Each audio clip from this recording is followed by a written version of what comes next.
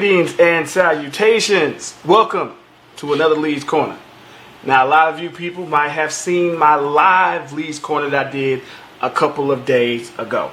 Y'all might have seen it. Some of y'all might not have. I'm doing this for guys who and the people who did not get to see it. I'm also doing it because I need to put this on YouTube. I can't go live. I can't put it on YouTube when it's live. So, we're going to do recap. We're going to recap my show. So, like I said, I'd like to welcome everybody to Lee's Corner. Welcome. Welcome back. Today we all know that there's a lot of stuff going on, and today 2020 got off to a serious bang. Everybody's talking about the coronavirus. But before we jump onto the coronavirus, I would like to do something that I have done plenty of times before. I would like to say thank you to the frontline workers of people that most folks don't think much about. That's right. Half these people have went on strike several times trying to get more money for themselves and have not been able to. For some reason, they were thought not as important to give money to give raises to, not even a living working wage. I've always said it, look, I love our soldiers. Do what you do. That's what you want to do. Do soldiers and do it. That's great. Everybody has no problem with soldiers, right? Army, Navy. Nobody has no problem with that. Everybody's, support the soldiers. I'm like, what about the everyday working man? Ain't he something? He puts himself in harm's way every day. Every day. Somebody can come in and shoot him. Somebody works at a Target. Somebody works at a Super Kmart. Somebody works. Nobody pays no attention to him. Oh, well, whatever. Okay, y'all ain't saying that shit now, are you? No, because you want your Charmin. You want your toilet paper. You want your water. You want your food. Now everybody, oh, thank you. Oh, so now it's thank you. Last days, get the fuck out of my face and go get me something with your non-working ass or your minimum payments and all this kind of stuff. They going on strike, nobody paying attention to them. Now everybody, they're the saviors. So I would like to say thank you to the people that work at your local Kmart's, Walmart's, food establishments, restaurants. But I also like to say thank you to the frontline workers of the fire department and ambulance people, EMTs, doctors, nurses, all of you guys. I take my hat off to you, salute you. My hair was done. Hey, we're on quarantine. I take my hat off to you because I think you guys are doing great work, putting yourself in harm's way. And I will go out and say, the fact is, it is your job, but the fact is you don't have to do it. There have been plenty of times where a lot of you people have asked for raises and nobody wanted to help you out. Now you're the first line of defense. So thank you. Really appreciate it. Also, I'd like to say, give a shout out to these teachers. Teachers, another ones have been asking for raises. Now, look, they got to go to home. They got to go to home teaching now. They got to teach your kid on the internet now. Imagine how much harder that is. Parents are having to get their kids ready to get up on their iPads and everything else to teach the kids and how to stuff. So parents have to be more involved. Now they're seeing what the teachers have to do. And now they're, maybe we should do something about this. Yes, let's see. Let's see is after this crisis passed, do we actually think about what happened? Oh, it's going to be one of them other situations where we had September 11th and everything just went by and it's like, oh, we all won, y'all. We all won. Till the crisis is over. Then the crisis is over, it goes back to, well, teachers on strike. We need more money. Well, I can't help you. I don't know what the hell you're talking about. I don't know why you think you need more money. You have people working at Burger King, Walmart's. We need more money. Well, I don't care. They don't need nothing. Now might be the time to try to get some of those contracts signed in ink, people. Might want to think about that. Now, coronavirus. 2020. So far, it's been rough. Coronavirus has closed schools, restaurants, movie theaters, everything. Libraries, closed down everything. The new tagline for the coronavirus age is we're in this all together. We're in this all together. Or we're all in this together.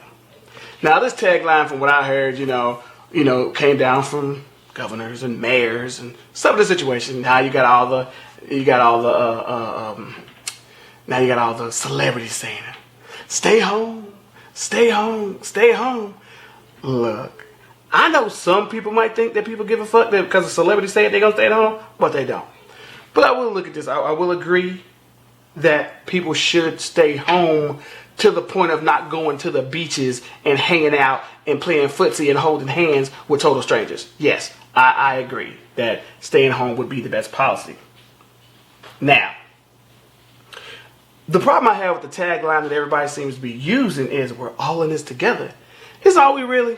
I mean, think about this. We're at a time where we're supposed to be all in this together, and you have all the states competing for supplies. That means everybody's on eBay and Amazon competing for masks, gloves, hand sanitizers. And guess who's outbidding them? The federal government. Yeah.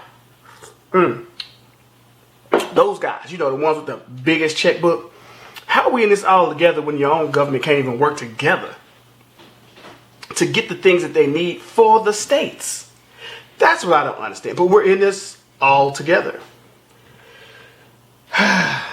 Last but not least, I'd also like to go on this. Oh, no, let me finish. Another thing that kind of erodes at this we're all together moniker is people everywhere panic shopping. Now, since I first did my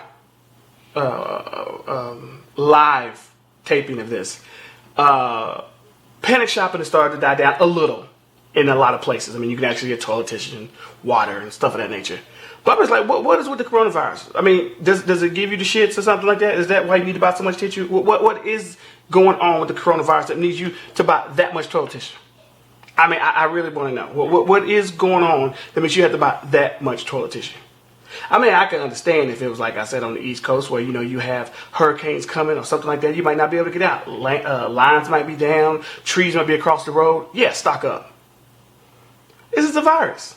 And if everybody goes to the stores and buys one of like what they usually do every day, it's going to be fine. They've said before, there is no toilet tissue shortage. There's no food shortage. Why are you acting ridiculous? Because people don't trust government. That erodes more at this point of we're all in this together. They don't trust the government. They think they're gonna lock you down, patrol the streets with armed guns, and if you're out of the house, they're gonna shoot you in the face and take you to quarantine. That's what they're really scared of. They're just not saying it. That's why they're hoarding. Last but not least, the celebrities. Really? So the celebrities want to go around singing. What's that? Imagine by the Beatles. Yeah. So now we're going to go around singing Imagine by the Beatles. Really? And we're going to have one person say it. Then we're going on Instagram. We're going to have other people say it. Then we're going to break it down to 30,000 people singing Imagine. Really? Well, keep fucking imagining.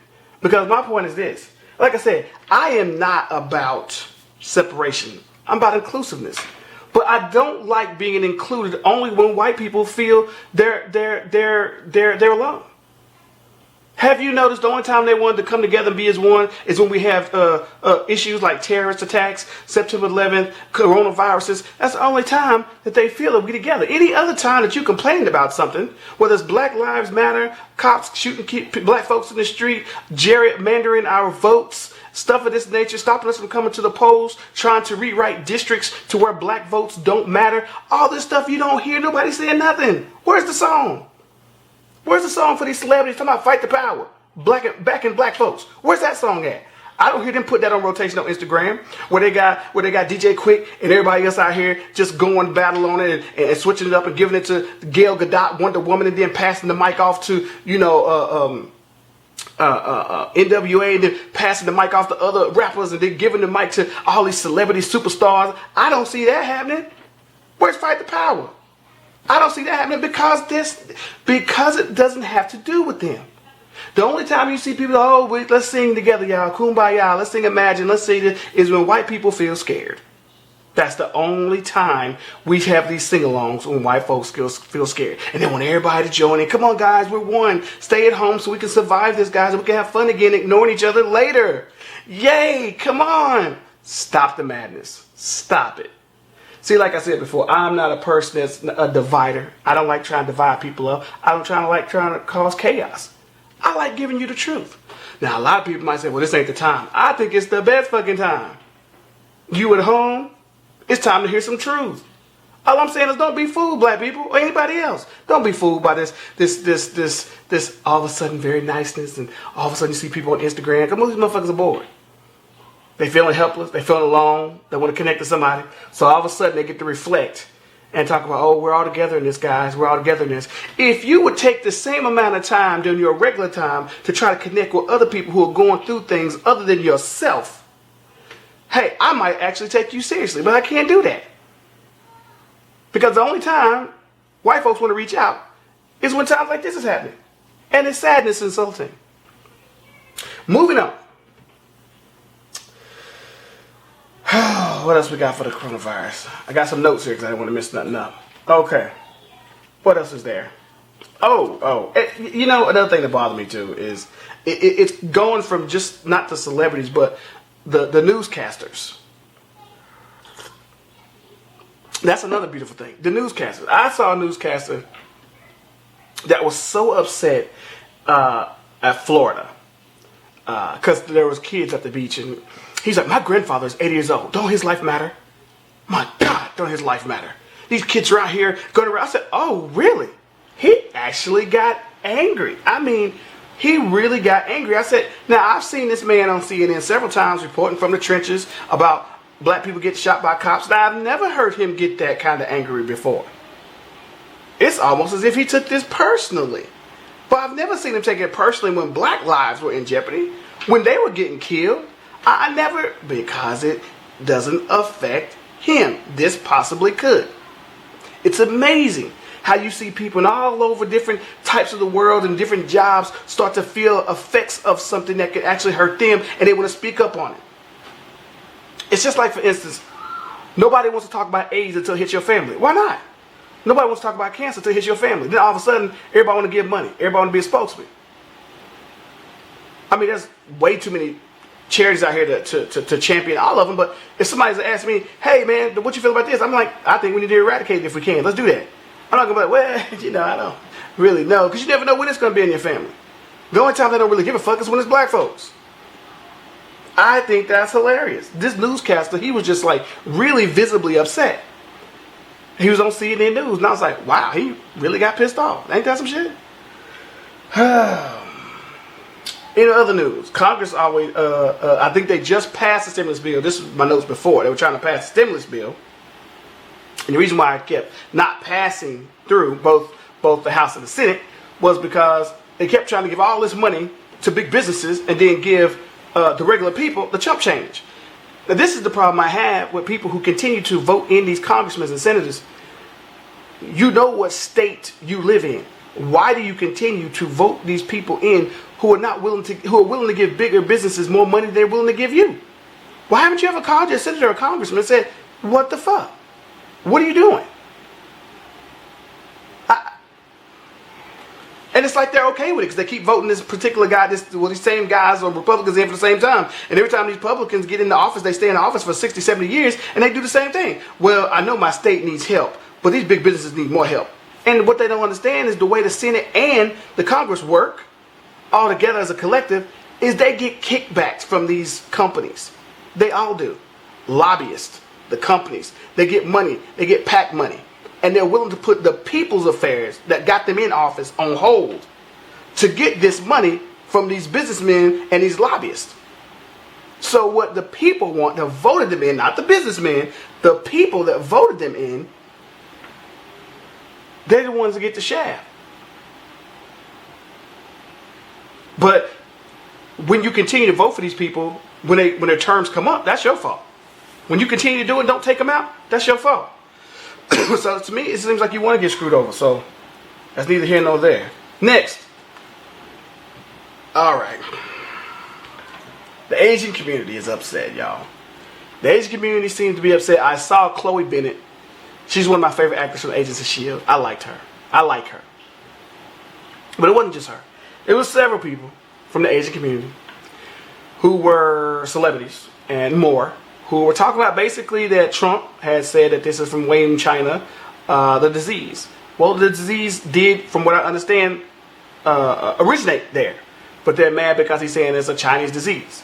And that wouldn't be too bad if Chinese people wasn't getting beat up in America, because people fear that.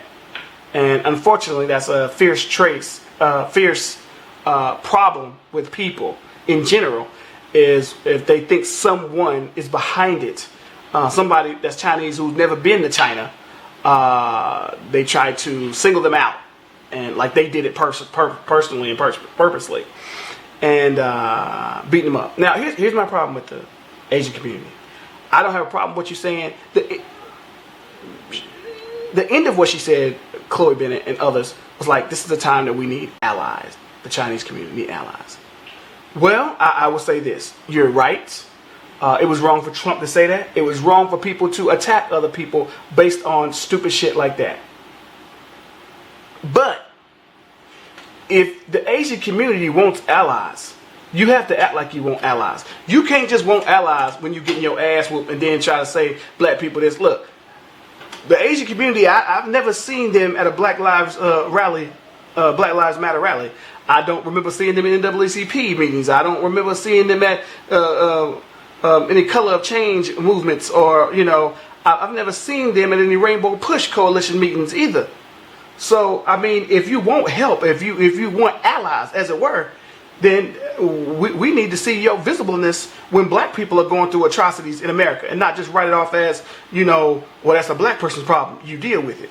I'd like to see you down on the front lines too, if you want our help. Black people help everybody. Matter of fact, we help more other people than we do ourselves. That's probably why we're in the predicament we're in today. So it's not like we won't back you. Black people are the most backing people on the planet. We will have your back, but you got to have ours.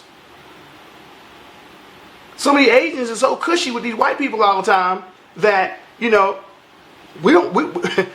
can't have you back if you ain't with us. We can't have you back if you don't want to even talk to us or look at us. Hell, y'all treat us like racist white folks do. Moving over 2 and 3 spots. Got 16 minorities in the room. You want to go to the closest white person you can find? You don't think we notice and see this shit? Come on. And once again, just like the white folks, I'm not talking about the whole Asian community. I'm not talking about the whole Asian community. You know who you are. You know who you are. A lot of my black folks out there know exactly what I'm talking about with this Asian community stuff. How many of them actually came up to you and tried to be your friend? Try to talk to you? Right. And then, like I said, that's not all. I didn't say all. But if you want allies, you got to act like you want some. You got to befriend people to get allies. My Lanta. Okay. Let's go ahead. In other news, y'all probably already noticed already. Harvey Weinstein got 22 years in New York prison. Yes, sir. That's right. He in Rikers. I think they cut him loose. He also has contracted the coronavirus. I think he caught it while he's in prison. Happens. It's going around. It's going around. Y'all also might want to notice in the news. Be careful out there. From what the FBI is saying, the white supremacists and members are trying to spread the coronavirus to Jews and cops. Yes, that's what they said. I guess black folks, we didn't make the list. Not that I cared or wanted to, but it's seen that the white supremacists are trying to take advantage of this virus by, getting as many cops and Jews sick as they can. I don't know really how they're going to try to find the Jews. I mean, all the schools are closed, and most of the Jews that you're speaking of look just like you, so I don't know how you're going to find a Jew to spit on or whatever you're going to do, but whatever. That's another interesting story. I think we already covered the Jussie Smollett situation. Another situation here. The DOJ wanted to suspend all constitutional rights during the coronavirus. Can y'all imagine that shit? Now, of course they didn't, but they wanted to suspend all constitutional rights during the coronavirus. That tells you people where their head is at. These motherfuckers crazy. They are crazy. And if y'all don't choose to vote them out in November, I mean, y'all must like the way it is, and you deserve what you get. A black girl, and I do stress this is a girl, this is a young lady, she's a young girl, speaks out at the World Economic Forum. And she speaks on how the media loves to do a great job in glorifying white privileged kids. And what she was referring to is the March for Your Life movement. You know, a bunch of rich white kids from Florida got their school shot up. And they went traveling, and they was going traveling and all this other kind of stuff, and marching and everything. You know what black people do.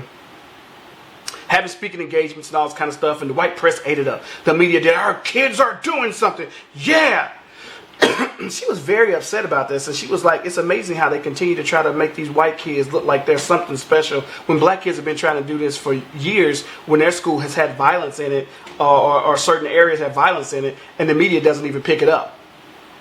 You know, they always sit there and talk about how well-spoken the young white kids are. They're really doing something. And it doesn't help when you see Oprah Winfrey giving them $100,000 or $500,000 or $50,000. Then you have Steven Spielberg giving them money and giving it to them outright to where people know who's giving the donations. Now, granted, if Steven Spielberg or Oprah Winfrey is giving money to Black Lives Matter or anything else, they have not made it public. And I do have a problem with that. It ain't my business because it's their money. But I'm saying the optics don't look too right on that. You're willing to go out here for some white kids and make it known that you gave money to their cause. But the most I've ever heard Oprah saying, y'all correct me if I'm wrong, I don't mind being corrected, is when she came to the Black Lives Matter rally, all most people said was like, what do you think about Black Lives Matter? I said, well, I'm just curious about their direction.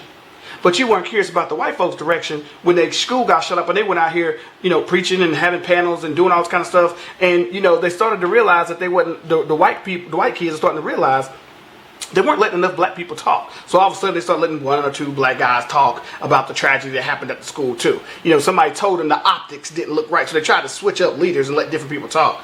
Because you remember the white kid caught a lot of, the white kid who's the, I guess you could say the leader of the group of the March for Our Lives rally, he caught some shit from Fox News. Oh, he caught some shit. Oh, he ain't really this. And you know, it's really bad when you get these old white folks that, from Fox News especially, that tries to crush the spirits of any child. And that's what he was, a child. But that just shows you how dirty some of you white folks are. You gonna try to crush a kid?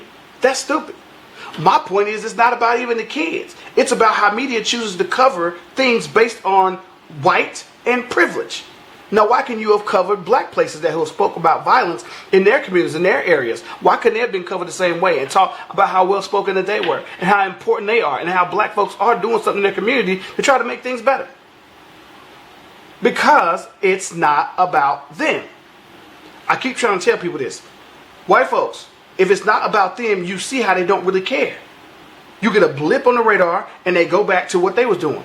They people, their stuff, when you shoot up all the massive shootings, it's on the TV for months. The only time black folks ever gets TV time, we got to take over the streets. We got to do something to really get in the news' face. I mean, to really get in there. We have a shooting on the south side of Chicago. No shots on the south side of Chicago. Next. A shootout that happened in Las Vegas or anywhere else, it gets 3, 4, 5, 6 weeks of footage. Plus, we're there long enough to see, this is the year annual of the murder of this gay establishment in Florida. We back for the first year anniversary. How many black folks have we been down back to the anniversary for that's been killed over the years by police? I don't remember any.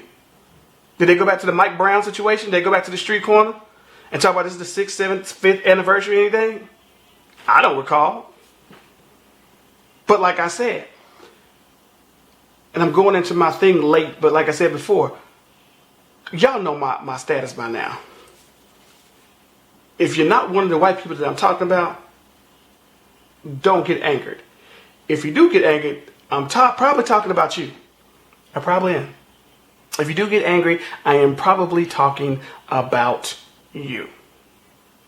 So, I'd also like to say that we had, I believe, $1 trillion that we're about to give away to businesses, corporations, and the people. Now, you best believe that the people aren't on that $1 trillion end. Most of that trillion is going to the big businesses. But I find it amazing that they had no problem, record time, coming up and giving this $1 trillion to these people, to everybody, to the big businesses and everybody else. But they're going to go study to see how much they should give for black folks and reparations. You know, just the people that built this country under duress, you know, as slaves, built the entire fucking country off our blood, sweat, tears, murder, rape, everything. Still trying to stop us from voting, still trying to discount us, still trying to stop us from loans, still redlining, and you still have to go and study how much you may think you owe us. While you easily give out trillions of dollars right now. I find that laughable. That just even furthermore goes to show you they don't care. They don't care. You can go and bomb different countries and give them monies like that. You can go give Holocaust survivors and their whole country of Israel money just like that. But when it comes to paying for your deeds and your problems that you had here at home for the shit that you've done, we got to go to the side and think about what we have done and how much it would cost. We have to study reparations. Right. Well, that's my time for today, guys. Reporting live in LA from the coronavirus zone. I'd like to say, if everybody be safe out there, for all our ambulance and fire department people, nurses, and doctors on the front lines. I'd like to say thank you very much, guys. Keep up the hard work, the good work. And I know it's very taxing, but remember, you did sign up for this for a reason. And if you keep that close to heart, I think that you will be okay. I'd also like to say, don't forget to go check out Phoenix 22 Rising Productions. We still have movies on the website. Don't forget you can see more of me in Lee's Corner and me in the past of Lee's Corner at lee@youtube.com or Phoenix 22 Rising at youtube.com. Trust me, one of those two, you will find me. You can catch me in Joyce. You can catch me in Big Eric. We're all on YouTube. Go check it out when you get a moment. Thank you, and y'all have a great day and stay safe. Till I see you again on the next Lee's Corner.